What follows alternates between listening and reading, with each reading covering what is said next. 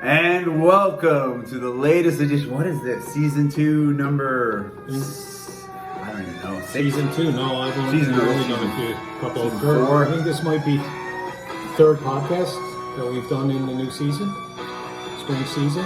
Of the Qeason. The hockey podcast of the Qatar International Ice Hockey League with today's special guest, KERRY SUEK. Nice.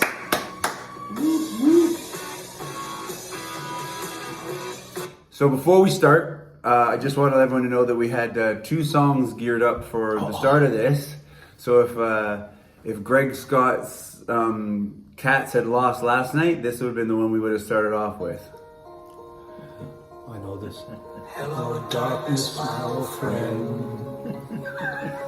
I've come to talk with you again. But they won, so it is... We had one. This is our second game, our second win, and it hasn't happened in about a month and a half. So we were happy. But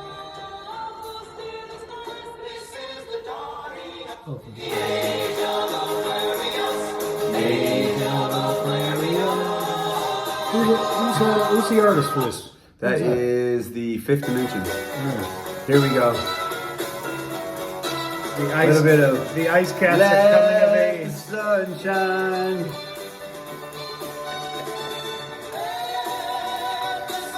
All happiness, sunshine, and lollipops in the land of the cat. So tell us all about it, Greg. How was last night's game? Big game, lots of stuff going on. Yeah, big game for us. I mean, every game is kind of like we go to the rink with some cautious optimism all the time now, and hopefully get some of our juice back that we've probably haven't had at all this year. So going into the game, we kind of knew that we had on paper a good lineup. We had some big characters coming back for us to play together. Yuri in particular, Russian Rocket Yuri, Krinkenov, and Jesse Kusala, who's our mainstay at center there on the first line. They were getting to play together again, and it doesn't happen very often. And they were being joined by the new guy, Stephen Macias. I think that's how you pronounce your name. Stephen is from Riverside, California. And he's here working with the U.S. Embassy. He's in the Marine Corps, and he was looking for a game of hockey. And he came at a good time because the Cats were without the services of Tadeusz Ressler, who unceremoniously had to go back to his home nation of Czech Republic, Czechia, I think we call it now, right? Yeah. So Tadeusz's talent, I think Tadeusz was drafted in the 3rd round, so it was a big hit for us to take talent-wise. So we gave Stephen, and the committee agreed to give Stephen a tryout. Basically, we were missing a top guy, and to try and make parity the best way we could to assign him to the Cats and see how that transpires. And now he's with us. So those 3 guys in particular, when you get them going, that's a good line. Stephen is a good two-way player, and he's played some quality AAA back in Riverside. So the Ontario Reign, I think, is the farm system of the LA Kings. So he played a bit of minor hockey, AAA midget, I believe, with the Ontario Reign. So he's a pretty good player, and he's playing without his gear. So he's playing Where's with he get his gear from? Yeah, so he's got a ragtag bunch of gear from, I think, mostly Jay DaCosta was able to finagle some gear. He's got Yestay's old skates, which fit him pretty good, but it's nothing like having your own gear. So he's going to be going home on leave for 2 weeks in April, and hopefully, inshallah, he's going to be able to come back with his digs and probably be even better if he's comfortable in his own skates. And As a casual observer sitting on the sideline watching that game, I say there were some passing plays and things that were going on between those 3 that was getting to be pretty elite, right? They were making some, they're starting to feel each other. I think that could be a really potent line in the league. It's good for you guys to be back on the winning side. It makes things interesting for A. It was getting to be a little bit foregone conclusion, but... in defense, the Bashers had our number for most of the year. I think our only win is against them, but for the most part, they've been able to handle us pretty easily. Last night, we probably had one of our better teams that we could have on paper. I mentioned the first line, and having Yuri back with Steven and Jesse is good. And then we're also to welcome Simon Graham, Swedish Simon Graham, who we acquired in the trade earlier in the season with the Bashers. Simon Graham was playing his first game on the back end for us.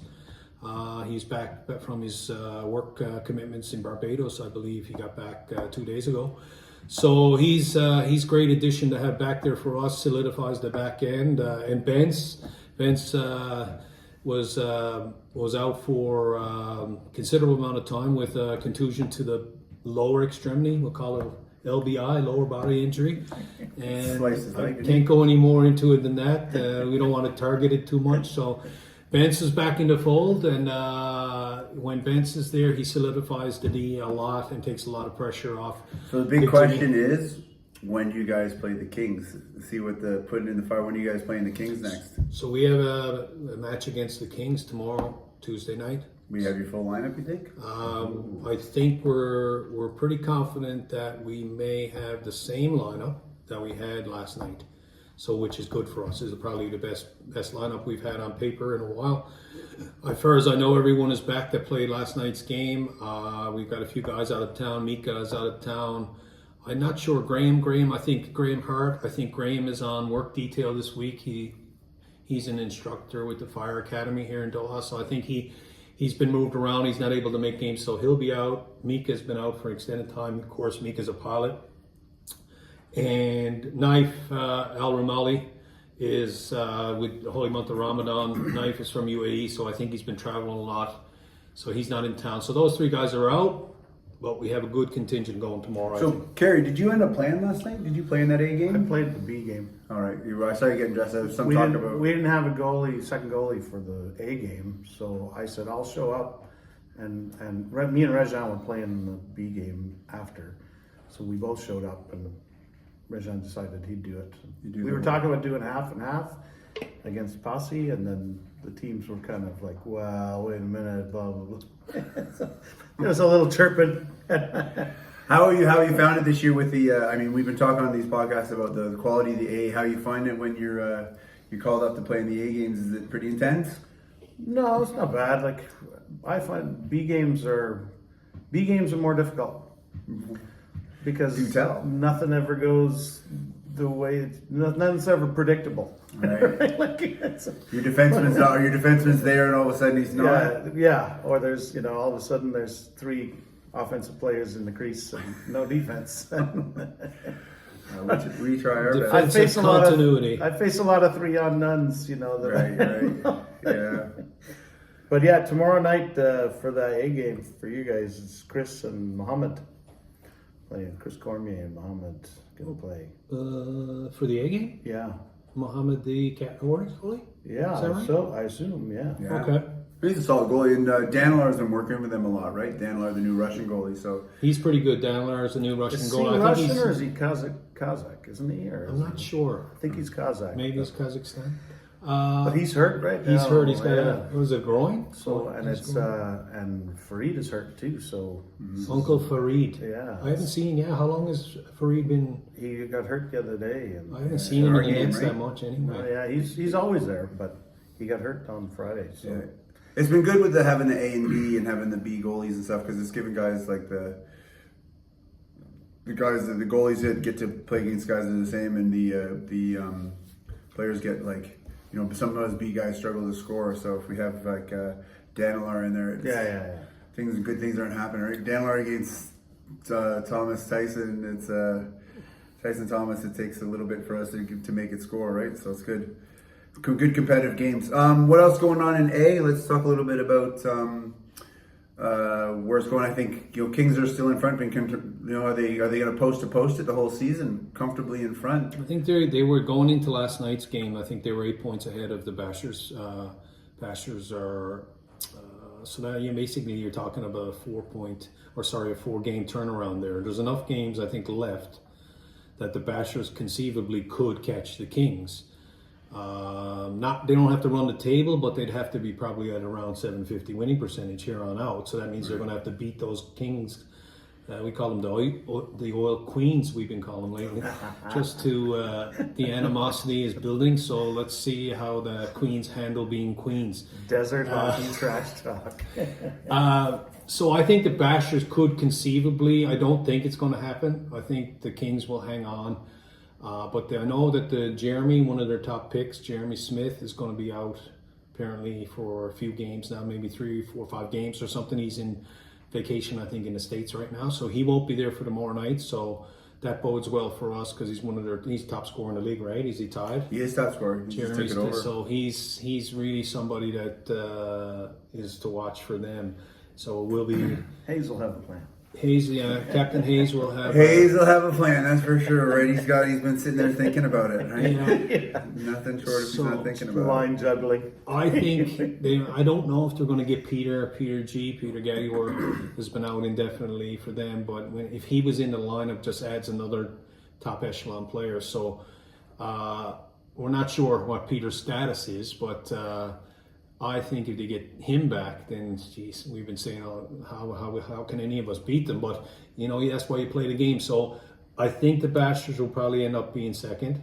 And then, of course, the Ice Cats, we can't catch the Bashers for second seed. So we'll end up being third. And the good thing about A division, there's only 3 teams, so all 3 teams are making the playoffs. So for us, we don't need to. If we don't win any games, we still get to play in the playoffs, and maybe something will happen. So I think going forward, the Kings will probably maintain their lead and have the number 1 seed, and therefore don't have to play in a one-off between, and just get the winner of second seed versus 3 in a one. The thing about that is anything can happen in one game. Yeah. So there's a lot of rumblings about if we have extra games, and it looked like we might have had extra games if the Desert Cup. That's something we'll talk about now in a minute. Didn't happen now as a tourney and take away some ice time, that maybe we could be afforded to go with best 2 out of 3 in both semis and the final, instead of just a 1 game winner take all between second and third, and then they play a 2 out of 3 against the number 1 seed. We were thinking, well, maybe we can do a 2 out of 3 with 2 seed and 3 seed. But what happens is, I think inevitably you're talking about tinkering with that schedule that we've had out, and people have made arrangements, holidays, work commitments, and so forth, that wouldn't be fair to people for the plan. You can't be shifting things middle of the season. So right? For those reasons, and then you have the Kings, the number 1 seed, would have to probably wait around for 7 to 10 days before they actually play, so they'd be idle.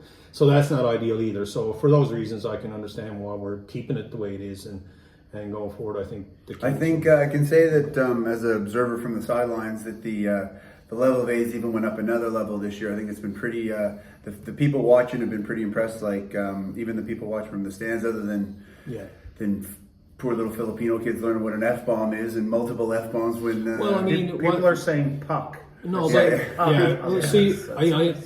agree. Like we as adults, if anybody asks, we have to set an example for the league and fair play and all this stuff, and we're in an environment where there's a lot of public watching. They may not be here for hockey, but they end up coming to have a look at the game because they're there shopping or eating or whatever. And it is conducive to an environment where you're going to have a lot of people receptive, or maybe they're not receptive to what's going on the ice. But by the same token, if it's sport, it's sport. So you tell me that this same level of intensity and boisterousness or lack thereof or whatever doesn't happen in football here in any given stadium. Yeah, but they don't hold it in the middle of a mall while people eat their burgers and chips. But that's the problem. Like we are confined in that environment, but we're still playing sport, and these things happen, right? Whereas if you're on a soccer field and you're away from all that, nobody sees it, but it's just because of the dynamic. Like you're on a field and there's no public, so we have to be cognizant of it. But by the same token, when you're playing a sport and you're playing it for fun, but we also have a competitive desire to win. So these things are going to happen from time to time, and it's human nature. So I think there's a happy medium that we have to be, conscious of, and so that we were able to keep playing. So let's move on and talk a little bit before the B League. Before we do that, we want to give a shout out to Vince Stack. You are doing an awesome job this year with all the stats and things. We'll have stats up here from. If it wasn't for you, thumbs up, right? I mean, 2 minutes after, and within an hour or two after the games are done, you're posting this thing up. It's all accurate. Looks great. Makes a lot more fun. As I always say, when I first came to Blythe years ago, I remember when everyone was talking, when Steve Harris was talking about how many points they got and stuff, I was thinking, what are you guys talking about? Who cares about some stupid hockey league in the middle of, and then fast forward 8 years later, I'm sitting there on my phone last night getting ready to go to bed, and I'm trying I'm trying to fall asleep, but I keep refreshing to make sure that I got my assist to keep myself on a point of game. Like that can be so detrimental to your night's sleep, isn't it? Oh, it's the worst. So like you could end up having to go to sleep and it's not updated. Or what happens if it's updated but it's incorrect? That's the worst, isn't it? Now you're like, what? I can't go to sleep now. I didn't get my 4 and 1. I'm gonna say that the trying to be up for a game that starts at 8 o'clock and then play the game and then try to shut yourself down. So it's, thank goodness it's Ramadan, but that's 6 o'clock the next morning when you get home at 10 is... It's like the golfer rehashing the shots, right? Yeah. Like to go to sleep, you get trouble going to sleep and you played around the golf, just try and remember what your shots were. But then again, maybe it gets you too frustrated. So I don't know. If I could say like 2 things about the stats. I've never once looked at the stats for my goalie. I don't want to, but I believe the other day I was thinking of a record that I hold that nobody else will ever hold. Every man, woman, and child who's played in the QIIHL has scored a goal on me. No one beat that record. No one. In the history of the QIIHL, every player scored a goal. And there's some goalies included in that. That's consistent. Laurie Tom scored on me. That's consistency. But also, I went one day, many years ago. I don't know if you remember Craig Williamson. He used to play with us, and he moved to Kuwait. And I said, "Man, I've never been to Kuwait. I want to come up and visit me." He said, "Yeah, come on up and stay with me." And we had hockey on Friday morning. I said, I'd love to play hockey in as many countries as I can, right? And so I brought my gear. I went over and played hockey there. It was only me, one goalie. They didn't have 2 goalies. One goalie. So they, but he was saying to the boys there, he said, guys, we could really develop the league here. And he was commenting on how, Vince puts up all the stuff and has got a really nice website and makes it a lot more interesting and a lot more engagement, right? Yeah. So, like, Vince, they're even talking about you in Kuwait. Yeah. I'm sure there's lots of places, that do the same across the world and stuff. But the people that I've spoken to over the years, they're praising us. We got some great organizations. Yeah, it's really good. The Vince is a big part of website that. and all that stuff. So kudos to everyone that's involved. Flowers for Vince. Well, let's keep on this topic, and before we go into the B, let's talk a little bit about Kerry. I'll adjust the camera slightly. We'll get Kerry. Yeah. Kerry, let's talk about. I think everybody knows Kerry in the league, or at least has played against him. As like I said, probably scored on him. But Kerry is OG as OG gets, right? There's you, Kevin Sage, Vince, and that's kind of the OAS of G's. So tell us your story, Kerry. How did you end up here? Oh, I heard about this project that CNA was going to do over in Qatar, and I said, that sounds like a great adventure. Let me do that. And I applied and came over with the first batch of people, and we could see that there was a nice rink as it was in City Center. It was about a half-size rink, or maybe 2/3 or something like that, right? But people talked about it. We used to play floor hockey every week, and people were like, we should have ice hockey, man. That'd be really nice. And finally, somebody got it all together, and I think Dave Lee was a big part of that too, and Kevin DeVoe, and a few other people kind of making everybody bring gear over, and LaBrosses. Well, Chaz, part of that. Richard and Lance are Lance, the original founders. Yep. So they got all the people that we talked about it at work in the spring, saying like, there's people who want to get hockey together, and let's go. And so people brought some gear over, and then we started. I think that was September 2003 or something like that. What was it like back then getting gear? It must have been near on impossible. It was pretty impossible. There was nothing here, and that first game, I came out to play defense, and they were like, "Well, we don't have anybody to play goal."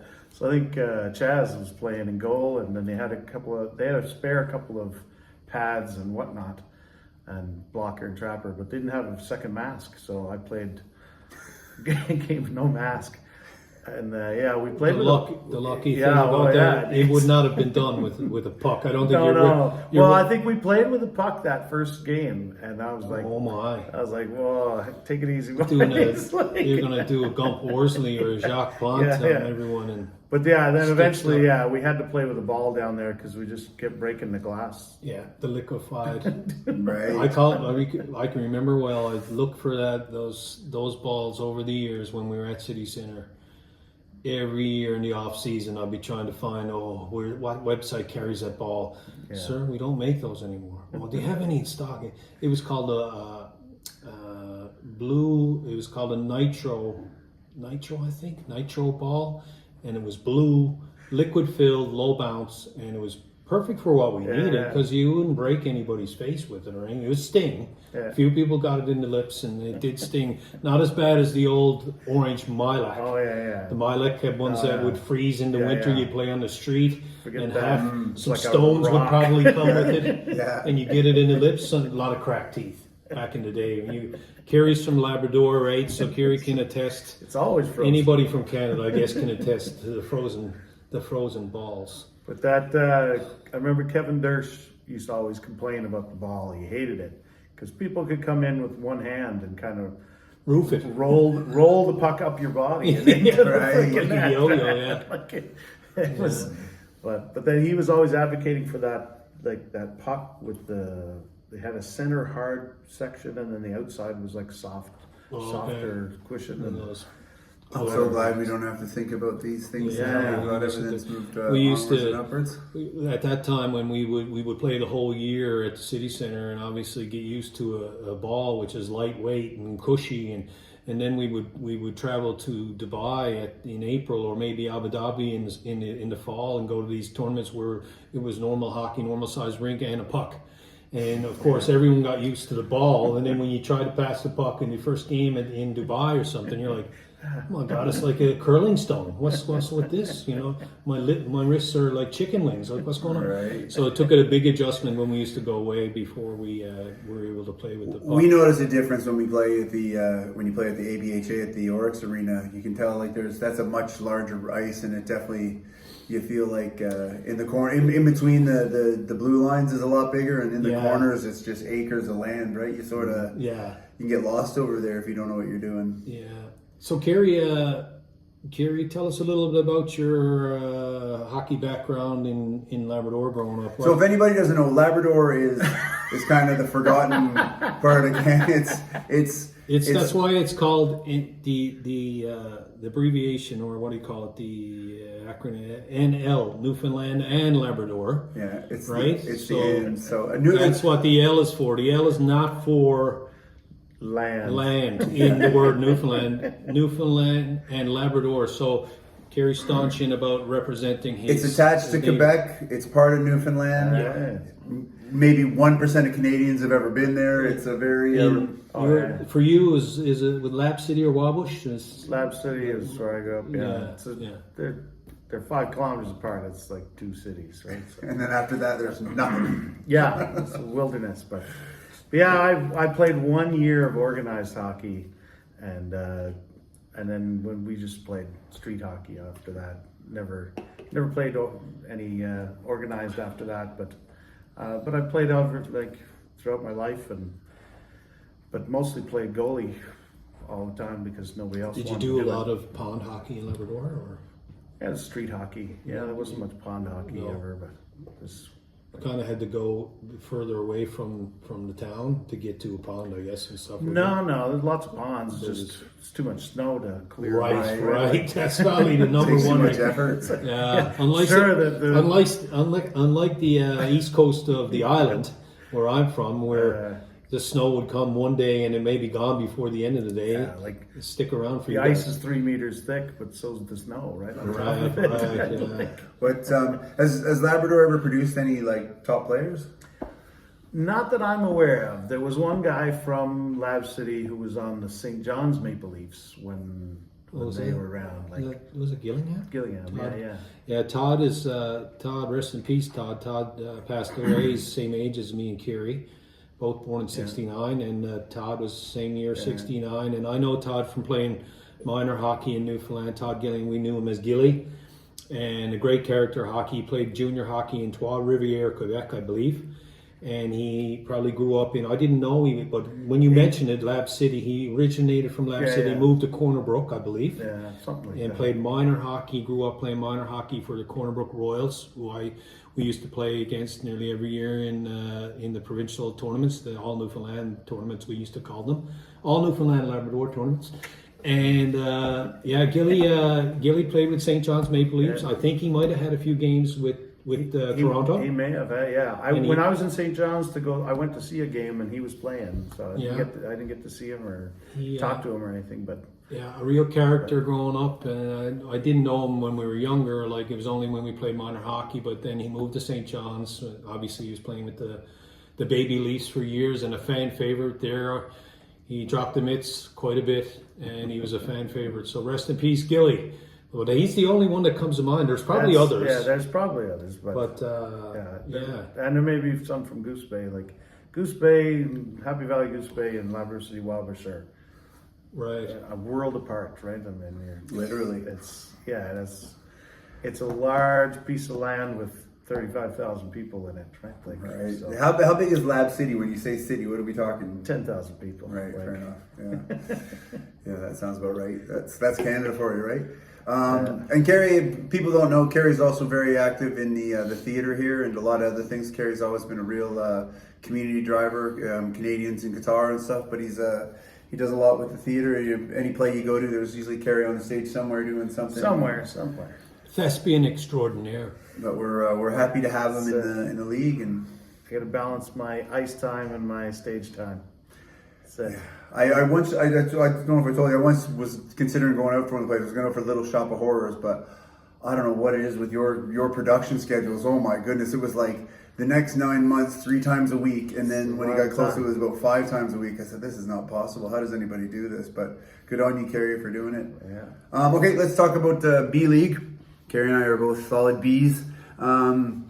Oryx back in. That's the big news, right? The ABHA is now back open up, and we're back on that big old beautiful ice with the nice dressing rooms, and a couple of games been played again. They beat the league top team Surfers last 2 nights ago, so they're back in firing. How many do they have on their bench these days? Is the roster? Oh, it's an army. It's a small army. Yeah, there's a lot of guys. I don't know since the last time they had about 15, but they also had Yessi behind the bench, so that's no longer the case. So we'll see what happens when they go forward and where everything goes. But we play them on Wednesday. It's the first time we play them again since they've come off their break, and I was kind of hoping they'd be a little bit more tired and out of shape, and apparently they sounded to be 6-2 beating the Surfers. We'll have to see what we have against them, because again we'll put up here, but the B League is pretty tight. We have the top team is 20, the bottom team, well, outside of the Oryx who missed a couple games, the bottom team has I think 11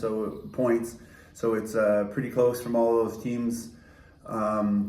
Every game you don't know. We just one team can beat another on any given night. It looks pretty good going into the playoffs. And I think overall, Kerry can probably back. I think the quality of the hockey compared to last session has been pretty high, right? Oh yeah. Everybody's improving. Like, you can see it on the ice, watching people game to game. People getting better at passing, better at skating, better at seeing the game too, right? Like, have an understanding of where they're they're supposed to be. Yeah, we're not getting the 7-year-olds playing soccer quite so much, where there's like this ball that moves around, right? And then one guy stands open on the point, and that's it. But it's been it's good. It's been good, exciting hockey. Yeah. Right? Everyone's happy. Guys getting goals. There are no trillionaires left in the league. Everybody's got at least a point. Our man here, Greg Scott, last night scored his first goal of the season to break the Schneid. You kind of realize what quality hockey you're playing, what you played in 1 year as opposed to the next. As we were talking about in an earlier podcast, the A division now is particularly competitive, as I can attest to. I think it's the longest time I've gone without a goal in this league in a long time. So, it's competitive hockey both ways. Like, even I'm watching some of the B. It's nice to see the guys rising to the occasion, like a lot of the guys that maybe were of a little consequence now, making their names known in the B division. So it's really good, and the guys are having fun. So we got a bunch of B guys that'll probably be next year. Well, last year from the kids, I'm going to say a lot of the kids will be the moment they turn age, they're going to be getting called up and stuff. Anyone in B that you've noticed stands out to you, Kerry? Oh, well, that Tice kid, he's pretty good. Yeah, he's fast and he's got lots of energy and he's got lots of good shots. I've got a lot of bruises because of him. He was gracious enough to sub for us, Tice and both Tice and Matthew Reed, both. I think Tice is grade 11 maybe, or 10 or 11. Matthew's in his grade 12. Matthew's slightly older, yeah. Yeah, and so 17, 18 years old, or 16 maybe. Tice is 16. And Tice is, he's got an interesting story. His family, I think his dad is Dutch. Mm-hmm. His mom is Canadian. Yeah, from Ottawa. And they moved around a lot. And before I think they've been in UAE a lot. His dad grew up in Saudi. Right. His dad, so Dutch, grew up in Saudi Arabia, lived in the UAE for a while. Last stint before they came to Doha, I believe they were in Houston. They were in Denver, Colorado. And I think his mom, even though they were in Calgary, Alberta for a while. So they're a much traveled family. And yeah, he subbed for us, the Cats, at least twice now. Him and Matthew have done a great job. So I wouldn't be surprised if maybe both of them, Matthew was in A before, or he wasn't in A, but he was in open division. But I think Matthew, in particular, will probably make the step again. And Tice, I wouldn't be surprised if he's drafted in A as well. So very fast. We got to get what we get out of you this year, Tice. Before you go up, we got to win this chip. His mom Emily, all credit to her. She is just a classic hockey mom. She is such a great They're there every night. They're there every. Yeah, she's got the old double team jacket on. She's short of having the Tim's double in her hand, she is she could be anywhere. She could be Cornwall, Ontario, or Moncton, New Brunswick, and you wouldn't be out of place, Emily. Good job. It's wherever they go, the family's always had hockey in their life, so it's pretty impressive to see, right? Shout outs to Oryx back in. Shout out to Andrew Ostrowski pulling in a 4-goal performance last night. I think Kerry, you might have on the end of a couple of those. Yeah. I think maybe 2 or 3. Right. That's good on Andrew to get it. Let's talk a little bit before we go. The Desert Cup. It's upcoming. What's happening with that? Yeah, I think the league brass has decided that we are going to go ahead with the Desert Cup that was kind of mulled over a bit throughout the season, but we weren't sure about the hiatus with the LSAD rink, whether or not we're going to have enough games for the B division to make up. So we weren't sure. It was on the shelf for a little while, but it looks like it's going to go ahead. We're doing a kind of a spin-off of the NHL did with the Four Nations type format. So we're going to have 7 teams in total, I believe. So the Oryx are back in the fold. So there'll be 1 team. We're going to have 2 Team Canadas, 2 Team Europes, a Team USA, and a Team World. So in a combination there, I think it's all 7 teams in total. We're going to have I think it's going to be around a 2-week tournament where each team will play a round robin, so you're looking at 6 games at the minimum, and then there'll be a playoff format. Is it all going to be ABHA, or is it going to be Bellagio as well? I think it's at both rinks, yeah. So the games at ABHA, we won't have to worry so much about little kids being scarred for life by. So there might be more Donnybrooks. We're gonna have the Four Nations setting the tone like the Kachucks did. Yeah. So I think there's a lot of there'll be a lot of camaraderie and patriotism going on for this one, even though some teams may have to integrate with players out of country type thing, that they may have allegiance to two countries, do a passport thing and play for one instead of the other because of the numbers, and we'll try to do the best we can with regard to allocating the rosters according to parity and all that sort of thing. So it's still a work in progress. I think we're going to hear more about it officially in the coming days, probably before or shortly after Eid, I'm not sure. So that's what's going with the Desert Cup, and we look forward to that. Are they going to draft goalies or what? I think they're going to be assigned based on two things: nationality and caliber, as the team, like trying to round out the best. If they look strong somewhere, well, you kind of try to keep it as even as we can, and jockey a little bit with different players. Maybe depends on availability too. Some players that might be integral to be assigned to a particular team. If they're not going to be around, well, then we might have to do a little bit of horse trading. This is what my accent. Scenes. Did you want to talk about anything about NHL or anything? Pending playoffs coming away. With the playoffs coming up, we still got time to talk about that. I'm sure we'll meet again before. What are your guys' feelings on that? Are your Leafs, Kerry? Everything that is this the proverbial year for the Leafs? I don't know. they beat the best teams, then they lose to the crappy teams, and then they turn. I don't know. It's hard to predict.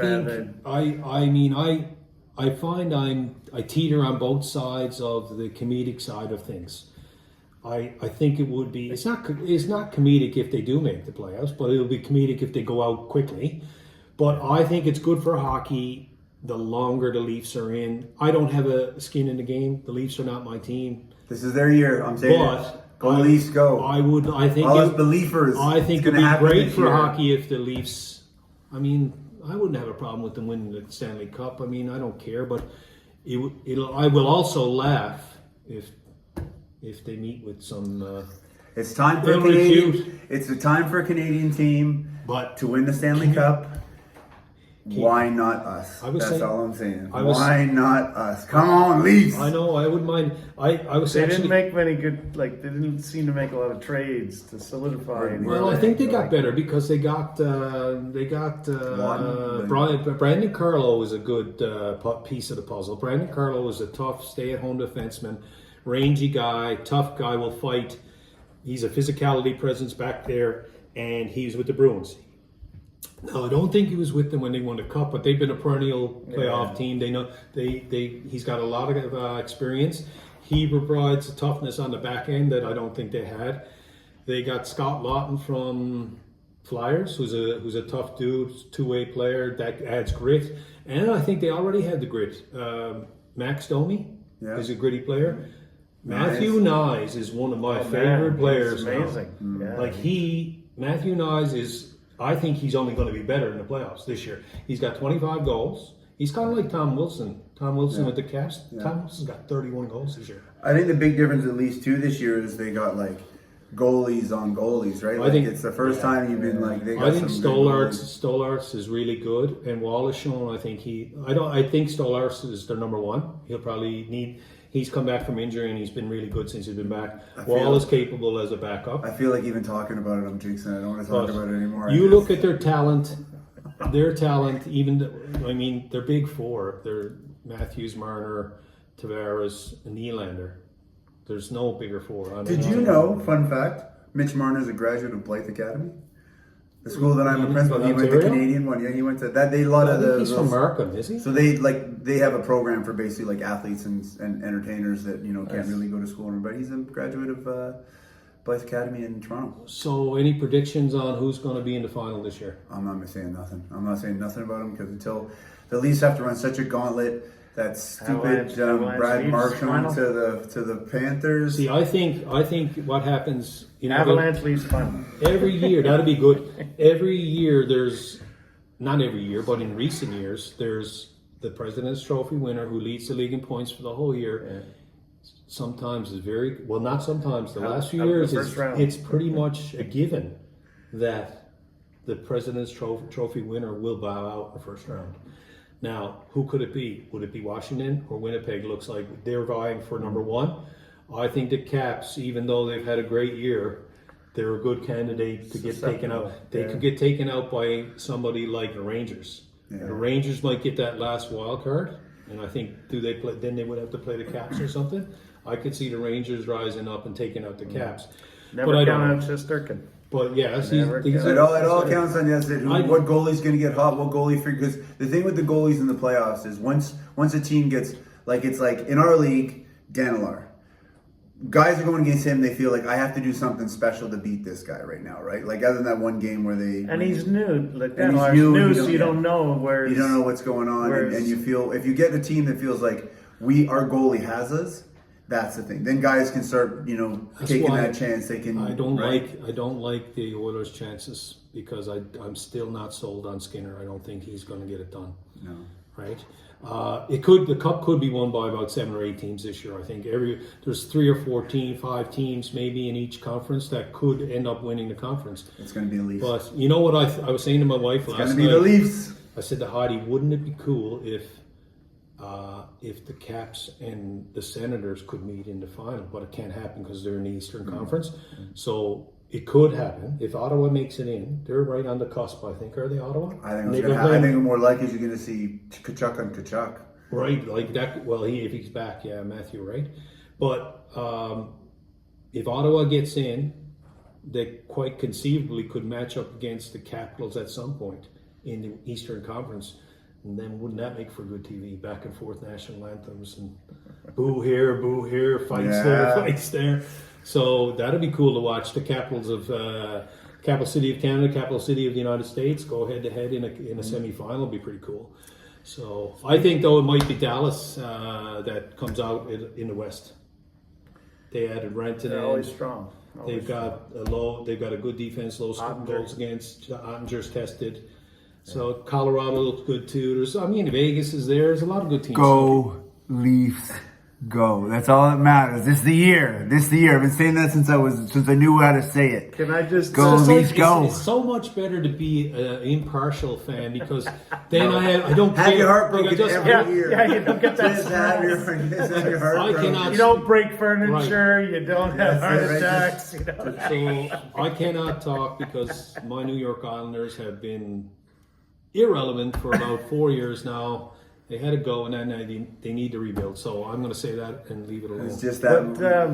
But, I don't know if you guys saw. Speaking of the capital, like Mark Carney is the Prime Minister of Canada at the moment, but he played hockey, and he went to Oxford University in England, and he played goal there. Really? And he was there at about the same time as one of our alumni, Mike Long, who played on the team in Oxford, the Oxford hockey team. Roughly the same age. They're roughly the same age. And I messaged Mike and I said, Mike, did you play on the team? And he wrote back and he said, I'm not really sure, man. I've been trying to find the roster from back then because that was, a million years ago, right? But he said, that'd be pretty cool there. I wonder what the quality of hockey would have been like at the Oxford University in the, that'd be the 70s? Oxford Blues. It was mostly the Canadians who were there as students, right?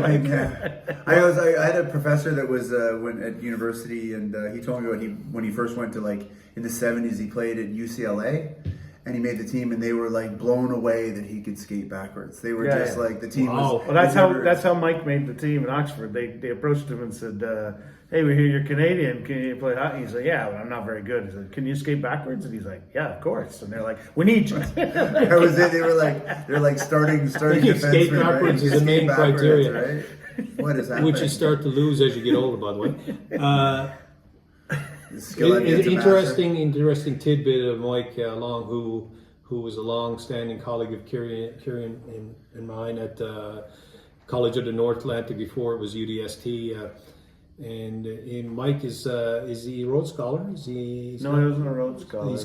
He got a scholarship to go there. So a very erudite, not a dummy young man, right? No. But Mike used to host us on AJ1. His villa was Long's Bar for Murphy's years. Pub, yeah, AJ1 and Murphy's Pub, Long's Bar, and he liked his nickname to be referenced as Mike All Night Long. Wow. So you can. The good old days. You can read your own innuendos to Mike's nicknames. The good old days. All right, on that. Shout out, Mike. To the two people that are still watching this, what do we say, Greg? Keep your head up and your stick on the ice.